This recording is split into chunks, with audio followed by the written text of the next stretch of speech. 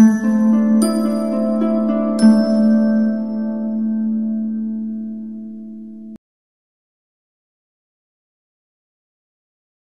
बातें दिल की के एक और एपिसोड में आप सबका स्वागत है। मैं हूं ऋचा अनिरुद्ध। पिछले एपिसोड में हमने बात की थी अपनी जिंदगी के क्राइसिस मैनेजमेंट की। बहुत सारे मौके ऐसे होते हैं जब हमारी जिंदगी में कोई क्राइसिस, कोई मुसीबत आती है और उसे कैसे हम मैनेज करें। और एक क्राइसिस या एक मुसीबत जो हम में से बहुत से लोगों की जिंदगी में आती है, या यूं कहूं कि बहुत से घरों में आती है, वो है किसी एक सदस्य को शराब की लत लग जाना। जी हाँ, एडिक्शन। वो चाहे शराब का हो या ड्रग्स का। नशे की लत बहुत बड़ी एक मुसीबत होती है जिससे पीछा छुड़ाने में कई साल लग जाते हैं, और जो लोग पीछा नहीं छुड़ा पाते, कई बार उनके लिए नशे की लत जानलेवा भी हो जाती है। तो आज हम बात करेंगे शराब की लत की, अल्कोहल एडिक्शन, और कैसे उसे पहचाना जाए और कैसे उससे छुटकारा पाया जाए। और इस पर बात करने के लिए मेरे साथ जुड़ रही हैं संजीवनी से वॉलंटियर काउंसलर निहारिका। पिछले एपिसोड में हमने आप ही से बात की थी क्राइसिस मैनेजमेंट की, और वाकई होता क्या है निहारिका जी, मैंने बहुत देखा है अपने आसपास भी। घर में किसी को अगर शराब की लत लग जाए, ये क्राइसिस तो है ही, और उससे बड़ी क्राइसिस ये हो जाती है कि लोग उसके साथ उस शर्म को जोड़ देते हैं कि किसी को बताना भी नहीं चाहते, उस शराबी का इलाज नहीं कराना चाहते, तो उसको दबाते छुपाते रहते हैं। तो सबसे पहले मैं चाहूंगी कि आप एक तो हमें बताएं कि अल्कोहलिज्म जिसको कहते हैं, लत, वो क्या है, और कभी कभार शराब पीना जिसको सोशल ड्रिंकिंग कहा जाता है, अल्कोहलिज्म और सोशल ड्रिंकिंग में क्या फर्क है? ऋचा, आप बिल्कुल ठीक कह रही हैं कि इसको पहचानना बड़ा मुश्किल है कि ये कब लत बन जाती है। पर इससे पहले ये समझना जरूरी है कि पिछले 10-15 साल में भारत में ही बहुत ज्यादा बदलाव देखा है मैंने।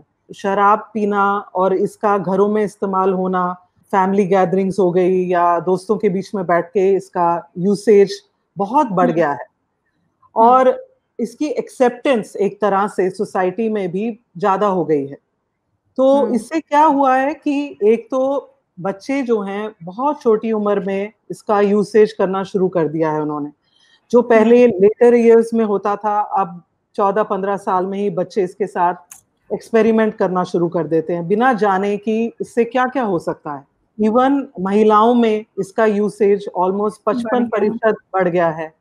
इससे क्या होता है कि अगर सब मिलके पी रहे हैं और सब सोशल ड्रिंकिंग के हिसाब से ही शुरू करते हैं शराब पीना, कि चलो एक तरह से इसको देखा जाता है कि सेलिब्रेशन की मौके पे मजा करने, घरों में हैबिट है कि भाई शाम को एक ड्रिंक ले ली। तो इसमें एक इंट्रोडक्शन सबका जो शुरू कर रहा है, शुरुआत ऐसे होती है कि आसपास देखता है, लगता है कि अब हम भी कर सकते हैं, यूज तो करते हैं। अब उसमें से 10 लोग जो यूज कर रहे हैं, उसमें से 2 लोग ऐसे हो सकते हैं जिसको इसके नशा की लत लग रही है और पता नहीं चलता। पता इसलिए नहीं चलता कि इसका यूसेज इतना ज्यादा हो रहा है, तो मालूम ही नहीं पड़ता कि कब ये लत बनती जा रही है। और इसका सोशल ड्रिंकिंग से कब ये एक लत बन जाती है, कई लोगों में समझ नहीं आता। पर कहने के साथ मैं ये भी कहना चाहती हूँ कि हर सोशल ड्रिंकर जो है वो एक तरह से अल्कोहलिक या उसको नशे की लत नहीं लगती। तो पता कैसे लगेगा कि डिफरेंस क्या है? किसी को लत लग गई है तो उसका मतलब क्या है? उसका मतलब ये है कि वो एक बीमारी है। जब हम बोलते हैं शराब की लत लग गई है, तो वो एक बीमारी है जिसके बारे में ज्यादा लोगों को मालूम नहीं होता कि ये एक बीमारी है। तो लोग ये सोचने लग जाते हैं कि अरे, अगर पीना सूट नहीं कर रहा तो छोड़ दो, अगर अच्छा नहीं लग रहा इसको पी के, तो ये सब उल्टी सीधी चीजें हो रही हैं तो बंद कर दो। पर प्रॉब्लम ये है कि ये बीमारी है जिसके बारे में मालूम नहीं है और वो बंद नहीं कर सकता। 4 लोग पी रहे हैं और एक जैसा पी रहे हैं। जैसे घर में अगर एक जैसा खाना बनता है, सब खाते हैं, किसी को अगर एलर्जी हो तो क्या होता है कि उसको वो खाना सूट नहीं करे, तो उसका रिएक्शन एक डिफरेंट होने लग जाता है। तो हमको लगता है कि अरे, बाकी सब तो खा रहे हैं, तुमको ठीक है, एक को सूट नहीं कर रहा, तो क्या बात है। तो फिर पता लगता है एलर्जी है, इसको ये खाना नहीं देना चाहिए, देंगे तो ये इसको जानलेवा हो सकता है। शराब का भी बिल्कुल ऐसा है। 4 लोग शराब पी रहे हैं, उसमें से जो बीमार इंसान होता है, इसका बॉडी में और माइंड में, सबसे इंपॉर्टेंट है कि माइंड में जो रिएक्शन है वो बहुत अलग होता है। इसीलिए हम बोलते हैं कि एलर्जी की तरह ये शराब इसको सूट नहीं करती। क्यों? क्योंकि ये शायद बीमार है, इसको ये बीमारी है। जैसे डायबिटीज भी हो गया एक तरीके से, सब शुगर ले सकते हैं, पर एक डायबिटिक है उसको देखना पड़ेगा कि नहीं ले सकता। लेकिन अगर हम सब लोग ये समझने लगे कि अगर घर में किसी को शराब की लत है, अल्कोहलिक है, और वो एक बीमारी है, तो बहुत बड़ा बदलाव ये आ सकता है कि हम उस शर्म से भी निकल पाएंगे, क्योंकि लोग उस वजह से अपने घर में जो भी अल्कोहलिक मेंबर है उसका इलाज नहीं कराते। ये आपकी नजर में एक बहुत बड़ा इश्यू होगा, लोग मिलने आते होंगे जब, तो वो ये नहीं चाहते कि पड़ोसी को पता चले कि उनके घर में एक अल्कोहलिक है। इसको लेके स्टिग्मा बहुत है ऋचा, हमारी सोसाइटी में। कोई जैसे शराबी जैसे नाम से ही कतराने लग जाते हैं। एक तरह से मीडिया में भी जो इसका पोर्ट्रेल होता है वो इस तरीके से होता है कि जो एक शराबी है जिसको इसकी लत लग गई है, या तो वो बहुत ही मतलब अच्छे कैरेक्टर का नहीं है, या वो ये बदमाश है, या बिगड़ा हुआ आदमी है, बिगड़ा हुआ है। तो इन सब चीजों से हम सब बड़े होते हैं सुन के। तो एक तरीके से इतना स्टिग्मा है कि अपने घर में ही एक्सेप्ट करना कि शायद हमारे घर में कोई इंसान है जो शराबी है, वो ही अपने आप से भी एक्सेप्ट करना बहुत मुश्किल हो जाता है। तो हम दुनिया से तो छुपाते ही हैं, कहीं ना कहीं अपने आप से भी छुपा रहे होते हैं इसको। तो निहारिका जी, अगर कोई फैमिली ये समझना चाहे कि भाई हमारा ये बच्चा या हमारा फैमिली मेंबर सोशल ड्रिंकिंग कर रहा है या ये अल्कोहलिक हो चुका है, इसको बीमारी है, तो कैसे समझें? क्या सिम्टम्स ऐसे हैं जो हमें बताते हैं कि अच्छा ये अल्कोहलिज्म है? हर बीमारी की तरह इसके भी लक्षण हैं, और वो लक्षण का ध्यान रखना शुरू करेंगे हम तो पहचान में आ जाता है कि शायद हमारा ये जो फैमिली मेंबर है वो इससे प्रभावित होते जा रहा है, और शायद ये इससे एडिक्शन में चेंज हो रहा है। पहली बात तो ये है कि जैसे मैंने बताया था, ये माइंड और बॉडी दोनों को आपको किसी ना किसी तरीके से इसका एक प्रभाव आने लगता है। तो सबसे बड़ा प्रभाव ये होता है कि माइंड में एक जबरदस्ती सी महसूस होती है, या एक कंपल्शन फील हो रही है कि मुझे शराब पीना है। तो इसमें चेंज ये होता है कि सोशल ड्रिंकिंग जब शुरू करते हैं तो दोस्तों के साथ बैठ के मजे करने के लिए होता है, पर ये धीरे धीरे प्रभाव इसका शुरू हो जाता है कि ड्रिंक ज्यादा इंपॉर्टेंट हो गई। कहीं बाहर जाना है तो पूछना है कि वहां ड्रिंक मिलेगा कि नहीं मिलेगा, अगर नहीं मिलेगा तो एक तरीके से फील करना है कि अरे यार फिर तो मजा नहीं आएगा। दूसरा ये कि सबने पीना बंद कर दिया, पर शायद 2 ड्रिंक्स ज्यादा पी ली, और सबने कहा हमारा बस हो गया, पर ये इंसान कहने लग गया कि मेरी कैपेसिटी ज्यादा है तो मैं 1-2 और ले लेता हूँ। घर से सोच के जाना पिछली बार ज्यादा हो गया था तो 1 ही ड्रिंक लूंगा, 2 लूंगा, पर वो कब 2 ड्रिंक्स 4 ड्रिंक्स में हो गए, 5 ड्रिंक्स में हो गए, खुद को ही नहीं पता लगा। क्योंकि एक तरह से उस पे अपने आप को रोकने की जो एक क्षमता है वो कम होती जा रही है। जो बिहेवियर है वो एक अनुचित तरीके में बदल रहा है। शराब पी के मालूम नहीं हो रहा है कि बहक जाना जैसे बोलते हैं, पता नहीं लग रहा है क्या हो रहा है, क्या कर रहा हूँ मैं। घर में प्रॉमिस कर रहा हूँ ज्यादा नहीं पीऊंगा, पर कहीं प्रॉमिस रख नहीं पा रहे हैं, छुप के पीने लग गए हैं। पीना सबसे ज्यादा इंपॉर्टेंट होते जा रहा है। एक बहुत इंपॉर्टेंट मीटिंग है पर फिर भी उससे पहले एक ड्रिंक ले ली, क्योंकि अपने आप को कहीं ना कहीं समझ नहीं पा रहे हैं। एक तरह से ब्लॉक हो गया है दिमाग, जिसमें थिंकिंग में एक प्रोसेस नहीं कर पा रहे हैं। काम से इम्पोर्टेंट हो गया है, रिश्तों से इम्पोर्टेंट हो गया है, तो ज्यादा पीने लग गए हैं, अनुचित इस्तेमाल होने लग गया है, और पता नहीं लग रहा है खुद के बिहेवियर के बारे में। जो खुद का बिहेवियर है वो ही अनप्रिडिक्टेबल हो गया है। और ये जो लक्षण जो मैं बता रही हूँ ये स्थानीय हो गए हैं, कांस्टेंट हो गए हैं, कि बार बार ये हो रहा है। सो ये सारे एक तरह से लक्षण हैं। दूसरा ये है कि ब्लैकआउट हो गया है। ब्लैकआउट का मतलब है जो भी शराब पीते हैं कई बार उनकी लाइफ में 1-2 बार ब्लैकआउट होता है, जहां सुबह याद नहीं रहता कि रात को हमने क्या किया था एक टाइम के बाद। बट एक जो जिसको इसकी लत हो जाती है वो ब्लैकआउट बहुत ही ज्यादा होने लग जाता है। रात को बिल्कुल ठीक सबसे बात करी, घर जाके सो गए, पर सुबह उठे तो याद नहीं रहा। एक बड़ी घबराहट सी शुरू हो जाती है बेचैनी से, क्योंकि डर लगने लगता है कि अरे मुझे याद क्यों नहीं है इसके बाद क्या हुआ। तो ये इसका मतलब ये है कि माइंड में भी इसका असर अब होने लग गया है। लग गया। आसपास के लोग भी शायद कमेंट करने लगे हैं कि तुम शायद ज्यादा पीते हो, तो गुस्सा आने लग गया है, क्योंकि अंदर समझ नहीं आ रहा है हो क्या रहा है, बीमारी बढ़ती जा रही है, पर यही नहीं मालूम कि हम बीमार हैं, है ना। तो उसको समझ नहीं आ रहा है हो क्या रहा है, और उसमें किसी का टोकना या बोलना, तो उससे हमको गुस्सा अच्छा नहीं आता है। लगता। पूछने की कोशिश कर रहे हैं तो नजरअंदाज कर देना या मानना नहीं, डिनाई कर देना कि ऐसा कुछ हो रहा है ना। मैं स्ट्रेस था, मैं थक गया था, तो शायद ज्यादा हो गया, काम मेरा ठीक नहीं चल रहा इसलिए शायद ज्यादा हो गए। तो एक तरह से बहाने ढूंढना जिसकी वजह से अपने पीने की जो आदत है उसको प्रोटेक्ट करना।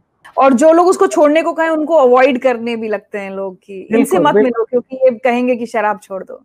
दोस्ती ऐसे बन जाते हैं जो अपने जैसा पिए, पीने को लेके कोई टोके ना, कोई बोले ना, वही एक तरह से दोस्त बन जाते हैं। और अगर वो नहीं बनते तो अकेलापन एक हो जाता है कि अकेले पीने की आदत पड़ जाती है। तो अब अगर मैं अल्कोहलिज्म के असर की बात करूं एक व्यक्ति के जिंदगी पर, उसके दिल, दिमाग, करियर, रिलेशनशिप, सब चीजों पर, तो एज अ काउंसलर आप इतने अल्कोहलिक्स की जिंदगी को देखती होंगी, आपने किस हद तक बर्बादी देखी है नशे की वजह से?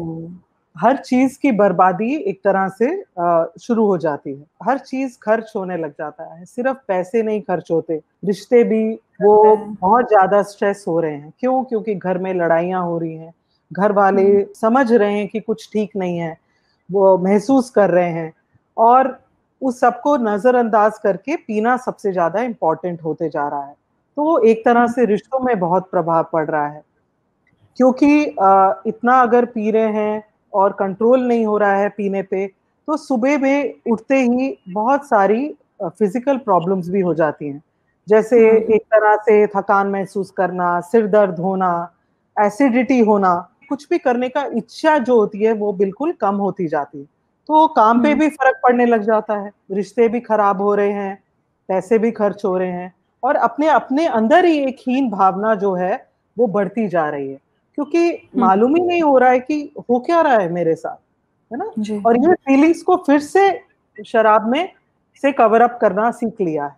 तो हर चीज का जवाब एक तरीके से शराब ही बनती जाती है। इससे जुड़े दो सवाल हैं मेरे कि अल्कोहलिज्म अगर एक बीमारी है तो जाहिर सी बात है बीमारी का इलाज भी होता है। तो अल्कोहलिज्म का इलाज कैसे होना चाहिए या कैसे होता है, और उसमें अल्कोहलिक की फैमिली का क्या रोल है, उसको नशे की लत से बाहर निकालने में परिवार का क्या रोल होता है? तो पहले ये समझना है कि इंसान कितना पी रहा है, कहाँ पी रहा है, कैसे पी रहा है, वो इतना इम्पोर्टेंट नहीं है। पीने के बाद उसमें क्या परिवर्तन आया है वो देखना बहुत इम्पोर्टेंट है कि क्या क्या क्या बदल गया। ये इंसान पहले ऐसे नहीं करता था, झूठ नहीं बोलता था, अब झूठ बोल रहा है, चोरी नहीं करता था, छुपाता नहीं था, वो सब शुरू हो गया है। तो परिवर्तन को, फैमिली को देखना बहुत इम्पोर्टेंट है। इसका असर जो है फैमिली पे बहुत होता है।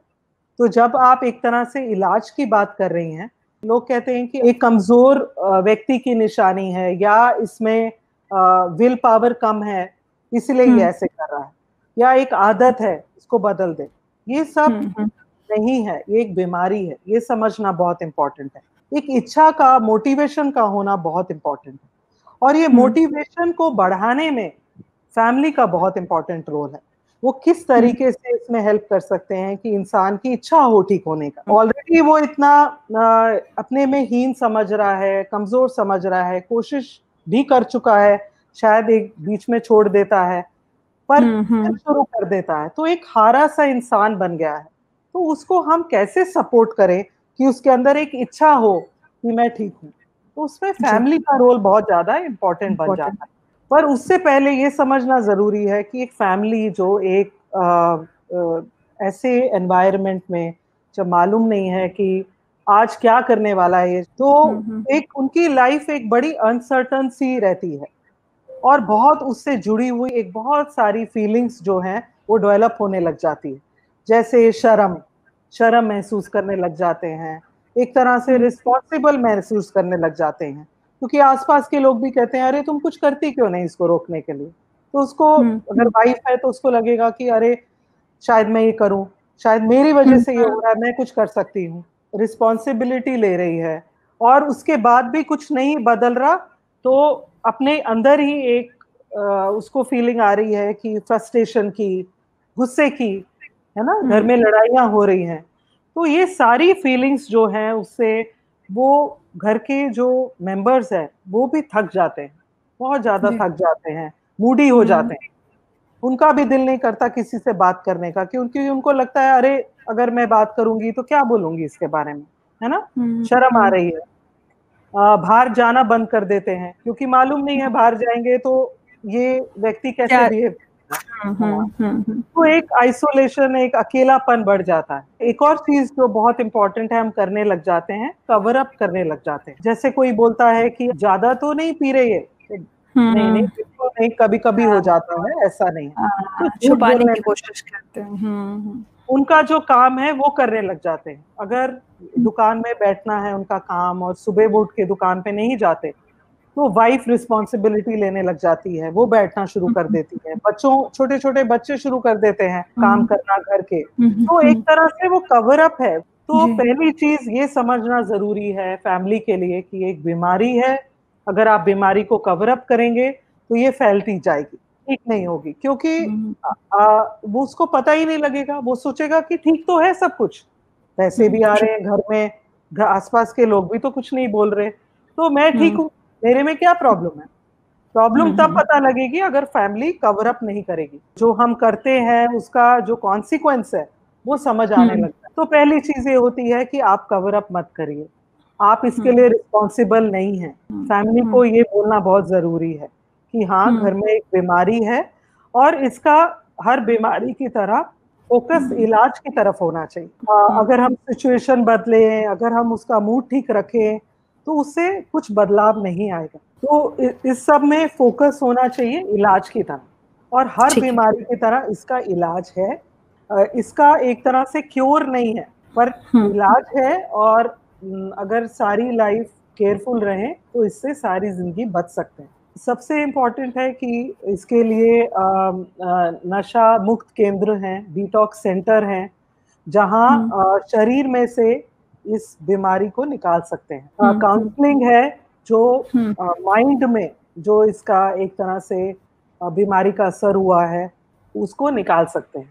ये दो तरीके होते हैं इसके करने का। फिर एक बड़ी अच्छी संस्था है, बड़े सालों से भारत में भी है, सारे वर्ल्ड में है, उसका नाम है अल्कोहलिक अनोनिमस, जो एक सपोर्ट ग्रुप की तरह है, एक ऐसा गुट है लोगों का जो सारे खुद ही इस बीमारी से निकल के बाहर आए हैं।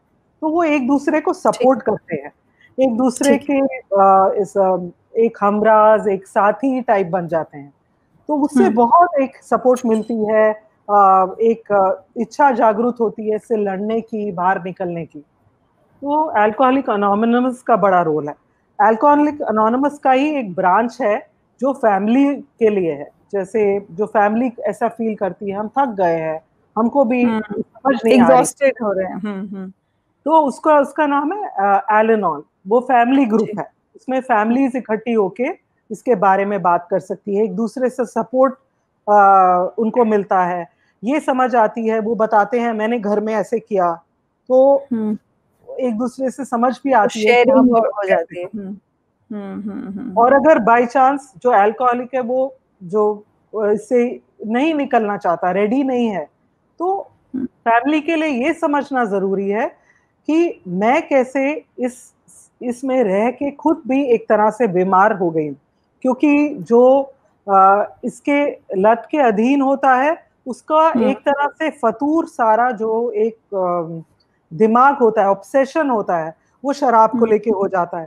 फैमिली का ऑब्सेशन हो जाता है शराबी को लेके, तो सारा टाइम वो यही सोचते रहते हैं कि अरे अभी वो क्या कर रहा है, कहाँ चला गया, पी तो नहीं रहा, उसको बार बार फोन करना, घर में सर्च करना कि कहीं छुपाई हुई तो नहीं है शराब, घर में लोग आए हैं तो उनको बोल देना कि नहीं खाना लग गया जल्दी खाओ, वो एक तरीके से तो ये कर करके ऐसा अगर आप सोचिए सारा टाइम कंट्रोल करना पड़े जिसके ऊपर कोई कंट्रोल नहीं है आपका, क्योंकि बीमारी है ना, तो उसमें फैमिली भी बीमार होने लग जाती है।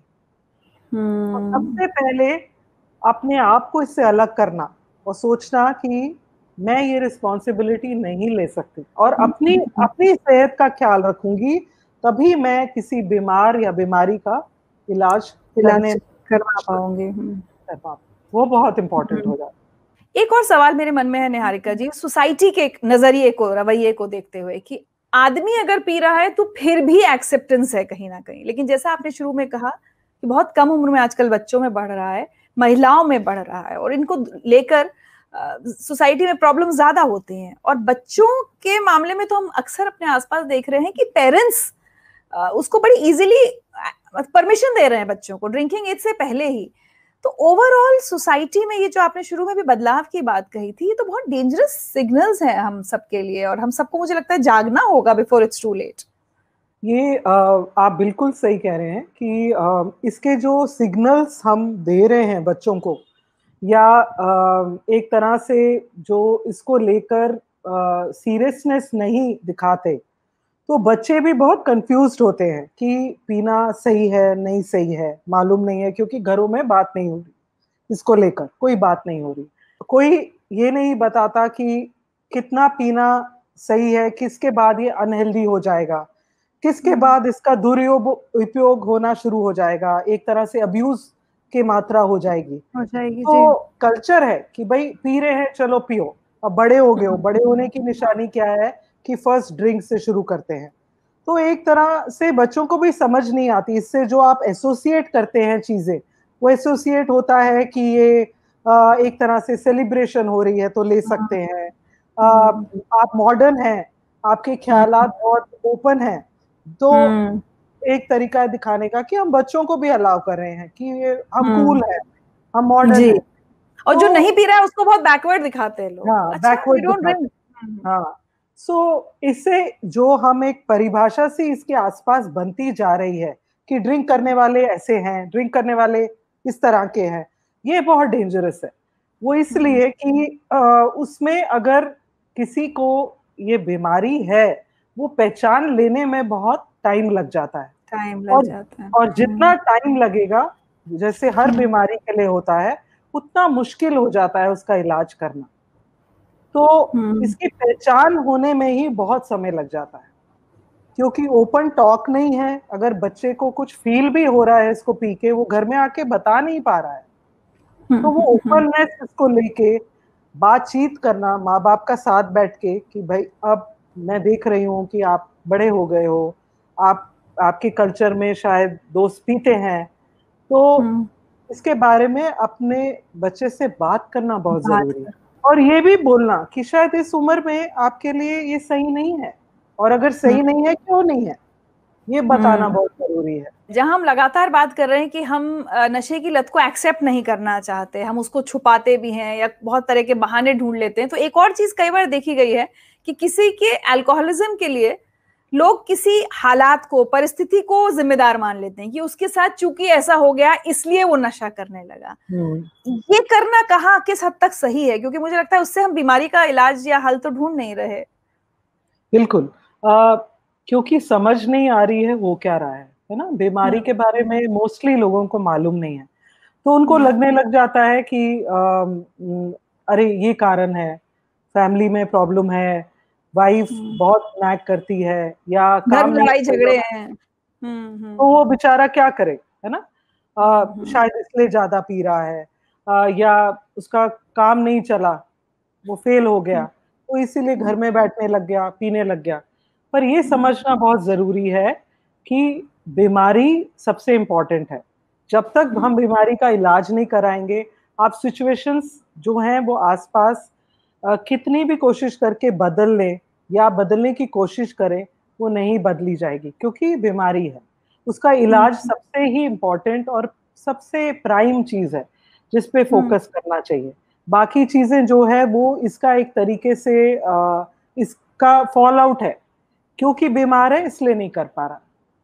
उल्टा नहीं है कि नहीं कर पा रहा इसलिए शराब पी रहा है, बल्कि बीमार है इसलिए नहीं कर पा रहा। तो निहारिका जी, जो लोग ये वीडियो देख रहे हैं, अगर उनमें से किसी को शराब की लत है और उन्हें समझ नहीं आ रहा, कई बार क्या होता है छोड़ना चाह रहे हैं लेकिन नहीं समझ पा रहे कि क्या करें, कहाँ जाएं, ऐसे सब लोगों को आज आप चलते चलते क्या एडवाइस देना चाहेंगे? मैं उन सब लोगों को सिर्फ ये बोलना चाहूँगी कि ये आपकी गलती नहीं है। आप इसके लिए ज़िम्मेवार नहीं हैं, पर आप अपने अंदर अगर इच्छा रखेंगे ठीक होने की, तो आप इसमें से निकल सकते हैं। ये एक बीमारी है, इसका इलाज उपलब्ध है। बस एक मोटिवेशन, एक इच्छा रखिए और आप इसमें से निकल सकते हैं। चलिए, तो जैसा आपने कहा कि सभी अल्कोहलिक्स के लिए कि अगर आपको कोई बीमारी है तो आप इसके लिए जिम्मेदार नहीं हैं, लेकिन हर कोई जिम्मेदारी ले सकता है कि उस बीमारी का इलाज कराए। एक अल्कोहलिक भी है और उसके परिवार वाले भी। और मैं उम्मीद करूंगी कि हमारे आज के इस कॉन्वर्सेशन से, बातें दिल की से, लोग ये मैसेज लें कि अल्कोहलिज्म को दबाएं छुपाएं नहीं अपने घर में, उसके बारे में बात करें। जहां भी मदद मिल सकती है, आपने अल्कोहलिक एनोनिमस का नाम लिया, काउंसलर्स होते हैं, डिटॉक्स या रिहैब सेंटर्स होते हैं, वहां लेकर जाएं, इलाज जरूर कराएं। वो सबसे ज्यादा जरूरी है एक व्यक्ति को, मुझे लगता है, बचाने के लिए। अगर उसको नशे की लत से हम बचा पाते हैं तो शायद कई सारी जिंदगियां भी बचा सकते हैं। और एडिक्शन की तरह ही आजकल हमारी सोसाइटी में एक बहुत बड़ी प्रॉब्लम है, जिसके नतीजे हम अपने आसपास देख भी रहे हैं, वो है डिप्रेशन। तो अगले एपिसोड में हम डिप्रेशन के बारे में बात करेंगे। हम समझने की कोशिश करेंगे कि कैसे अपने डिप्रेशन को पहचानें और कैसे उससे बाहर निकलें। बट थैंक यू वंस अगेन निहारिका जी। Thank you.